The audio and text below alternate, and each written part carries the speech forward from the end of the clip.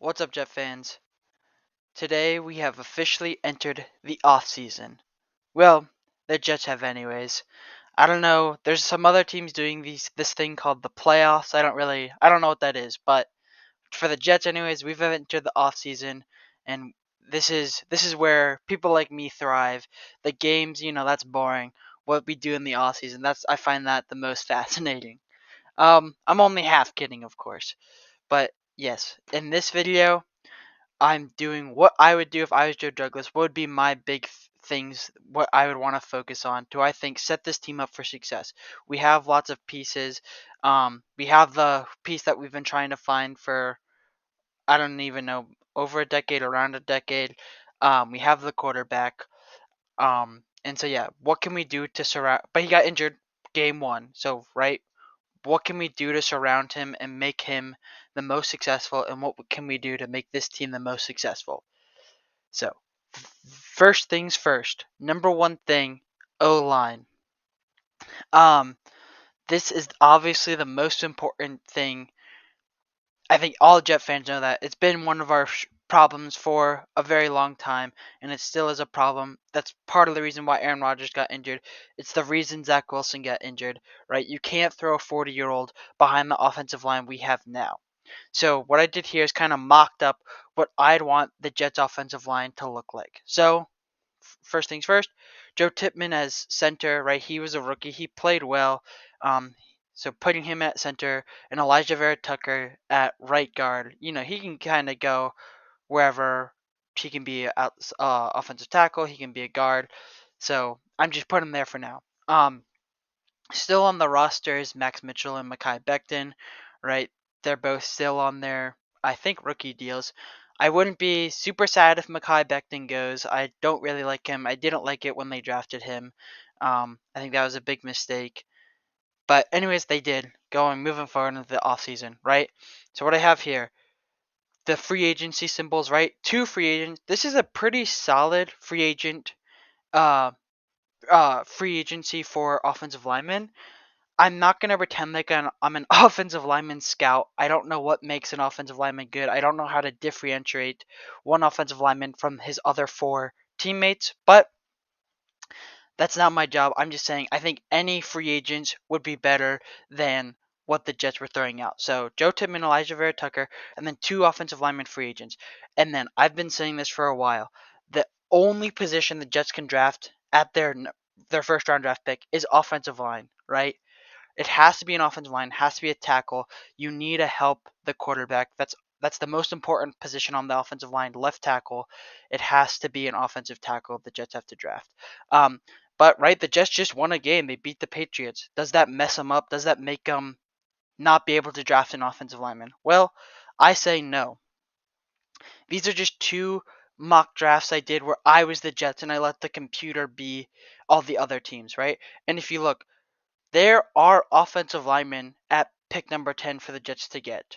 Um, yes, we probably got out of Joe Alt's range, and but there still are other decent offensive linemen. There's first round offensive lineman talent, right? And I think that's what's important. Sure, did we miss on the supposed best offensive lineman?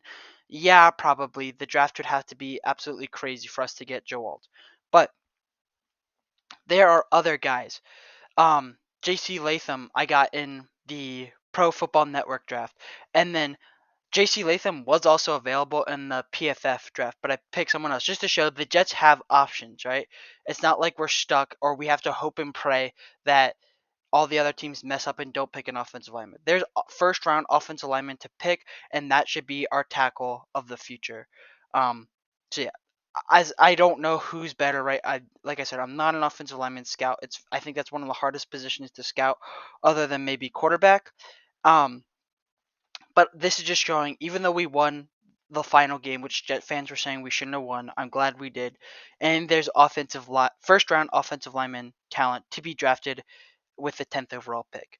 But going forward, right, we shored up the offensive line. We got free agents. We drafted an offensive lineman in the first round. What else is there to do? So, wide receivers, right? These four guys, Garrett Wilson, Xavier Gibson, Alan Lazard, and Jason Brownlee, are all under contract next year, so they should all stay. And then right, we have a decent depth, right? Especially if you put Alan Lazard on the bench, you have Jason Brownlee on the bench. Yeah, it's not amazing depth by any means, but those are two good depth receivers. And then what's most important, I think, is getting a 1B wide receiver free agent, right? You have Garrett Wilson, but if you have no one else on the other side, they can just double, triple team him.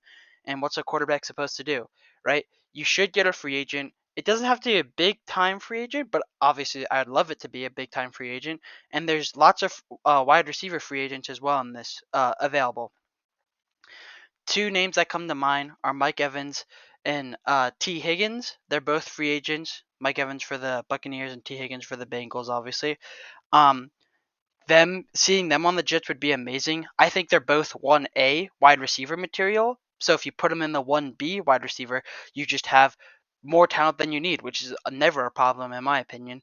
And you side them up with Garrett Wilson, right? It's like a snowball effect. If you would need to cover someone else, Garrett Wilson gets open, and then Garrett Wilson getting open, then the defense covers him, and the other wide receiver gets open. So there's lots of wide receivers to choose in the free agency. So getting a 1B wide receiver would be amazing to see. It helps all the other wide receivers, and it would help the quarterback a lot. So finally, the third point I would want to focus this offseason is the secondary. These are all Jets, all six of these guys, but they're not all under contract. Specifically, the safeties, Jordan Whitehead and Chuck Clark. They both got injured this season, I think, and they're supposed to be free agents in the offseason. But I'd love it for the Jets to bring them back. And then the four other guys you see are all under contract next year, anyways. So bringing all six of these guys back, right? This is no change. You just have to re sign some players. So technically, it's an offseason move. You just have to re sign the two safeties. But bringing all six of these guys back, there's a few depth pieces that we're supposed to lose, which I'd love to see him come back, but they're not. That's not the most important things to do, right? The most important things to do: offensive line, wide receiver, and bring back the starting safeties. And then you have Tony Adams to be the third safety when you need three safeties in your defense. But right, those are the three things that I think are most important. Those are like my top three things. Obviously, there's some other stuff like reshuffling the defensive line because we're having some people become free agents. Maybe we can re-sign them. I don't know. And then I have some concerns about the linebackers. But if they do nothing except for those three things I said, or honestly, if you just fix the offensive line, but if you do nothing but those three things I said, that would be amazing. I would love to see that, and I think that would put us in a position to be Super Bowl favorites. You fix the offensive line. That helps Aaron Rodgers stay healthy. You add a wide receiver that helps Garrett Wilson. That helps Aaron Rodgers. That also helps the run game. Brees Hall, great season last year. And then you make sure the secondary stays the same. And honestly, I would be fine if they make no defensive signings except for former Jets and they just bring everyone back. That'd be fine with me. Um, right? Because their defense was good. They did give up a bit sometimes later in the season because the offense was so bad. But with Aaron Rodgers keeping them in check, I think that's a Super Bowl winning team right there. Those three things I think can have us put us in a good position to win the Super Bowl. But there's some things that I think I've seen rumored that I would be very upset if the Jets did, and what I would not do if I was Joe Douglas. First things first, I've seen it in a few mock drafts, the Jets drafting a wide receiver. Like, I admit the Jets need like a 1B wide receiver, and some of these guys could be those receivers. But I just think offensive line is so much more important for the Jets. They need to draft an offensive lineman in the first round. You want to draft a receiver later on? Fine, I don't care. I would prefer them to get a proven free agent. But you want to draft a wide receiver in the first round? That's fine too. Or not in the first round, after the first round. That's fine too. But they cannot skip on an offensive lineman. Even, let's say the top three offensive linemen are draft the fourth one. The top four offensive linemen are draft the fifth one. Eventually that doesn't work, but there's no way there's going to, unless every team before the Jets draft an offensive lineman, there should be offensive lineman talent for the Jets to draft. Um, but yeah, so do not draft a top wide receiver, although it may be tempting, because like I said, I admit the Jets need a second wide receiver, but do not do it. The offensive line is far more important. The second thing that would make me upset and what I would not do. I've seen rumors, and the media is talking about it. The Jets would go after Justin Fields and probably let Zach Wilson go, or maybe even package him in the trade deal. And I would be very, very upset if the Jets did this. Right? I get it. Zach Wilson, not a great year. I think he played better than the stats show because his team was so bad, but fine. Not a great year. And Justin Fields, he was having a lot of momentum at the end of the season. But why would the Jets spend draft capital on a backup quarterback? Like, because Aaron Rodgers would be there. And I get Justin Fields might be the future, but the Jets should be going all in. That's how you win a Super Bowl. You go all in, and then yeah, the years after, if it's not a dynasty, yeah, they're not the greatest years. Look at the Rams; they went all in, they won a Super Bowl, and then they missed the playoffs the next year. That's okay. As a Jet fan, that is okay. Having even a good playoff run, not even a Super Bowl, a good playoff run, and then not being great afterwards is fine. And Aaron Rodgers, he's saying he should be here for at least 2 more years. So they should not spend draft capital, which they should be doing on moves that help the team right now instead of moves that help the future. And I don't think Justin Fields is really that much better than Zach Wilson. I don't know if that's a hot take, but I just don't see why. There's so many reasons not to do this. Don't spend the draft capital on a move that helps the future when the Jets should be working on stuff that helps them right now. And then I just don't know if Justin Fields is the answer. There's a quarterback controversy, right? Just keep Zach Wilson on the bench like the plan was this season before Aaron Rodgers got injured. I think that makes so much more sense. So, I don't know. And lastly, I'm reminded of a Moneyball quote where the main character Moneyball, Billy Bean, is saying to the owner, like the owner's getting worried that the Oakland A's are bad, and he might want to like blow it all up. And the Billy Bean says to the owner, Peter and I feel very strongly that we need to stick to the game plan, right? And I feel that in this moment a lot.